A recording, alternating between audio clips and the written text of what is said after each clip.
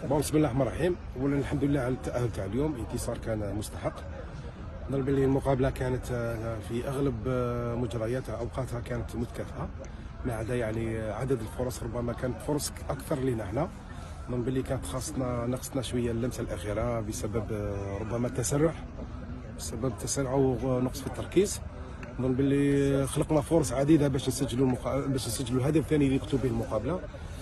ربما ارضيه الميدان كذلك يعني بعد تساقط الامطار ربما اعقتنا شويه في اللعب تاعنا، في طريقه اللعب تاعنا، وين اصبحت الارضيه زلجه، وين اللاعبين ما قدروش يحطوا الكره في الارض.